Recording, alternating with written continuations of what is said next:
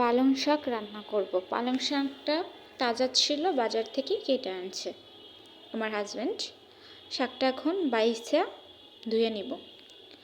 সাথে চিংড়ি মাছ, এখানে আমি বড় চিংড়ি দিব, এই জন্য চিংড়ি মাছগুলো সুন্দর করে ধুয়ে এখন বাইছে নিব।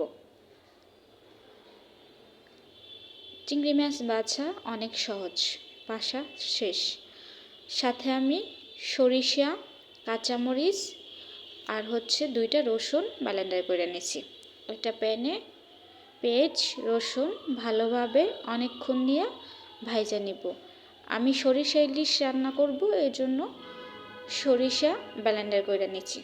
পেঁয়াজ ভাজা শেষ, এখন চিংড়ি মাছগুলো দিয়ে দিলাম। চিংড়ি মাছগুলো এপিট ওপিট করে সুন্দর করে অনেকক্ষণ ধরে ভাজা নিয়েছি। ভাজা শেষ, লবণ হলুদের গুঁড়া, আমি অন্য কোনো মশলা ব্যবহার করব না।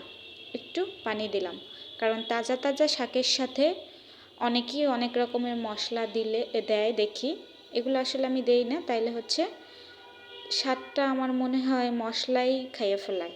যাই হোক, কাঁচামরিচ দিয়া শাকটা দিয়ে আমি ঢাকা দিলাম 10 মিনিটের জন্য। 10 মিনিট পর এটা আমি সুন্দর করে এখন নাইড়া চাইড়া দিব।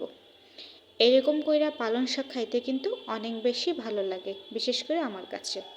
এখন আমি সরিষা রান্না করব ইলিশ মাছ দিয়া, তার জন্য একটু রসুন, পেঁয়াজ, সরিষার তেল ভালোভাবে ভেজে নিয়েছি। আদা রসুন বাটা, একটু পানি, হলুদ মরিচ অনেকক্ষণ ধরে উষ্ণাই নেব। আর একটু পানি দিয়ে আবার উষ্ণাই নেব। এটা আমি অনেকক্ষণ ধরে উষ্ণাইছি। এখন লবণ দিব আর সরিষা দিয়ে দিলাম। ভালোভাবে একটু পানি দিয়ে মিশাইয়া অনেকক্ষণ জাল করে নেব। দেখতেই পারতেছেন অনেক সুন্দর লাগতেছে, কিন্তু অন্য পাশে আমার পালং শাকটা একটু সেদ্ধর জন্য দিয়ে দিছি। এখন ইলিশ মাছ দিয়ে দিব। ইলিশ মাছের পরিমাণটা কম গাইস, কারণ বাসায় আমরা 2 জন মানুষ, আমি আর আমার জামাই, তো শুধু রাতেই খাবো গরম গরম, এজন্য রান্না করতেছি। একটু পানি দিয়ে এখন অনেকক্ষণ ঢাইকা জাল করে নেব।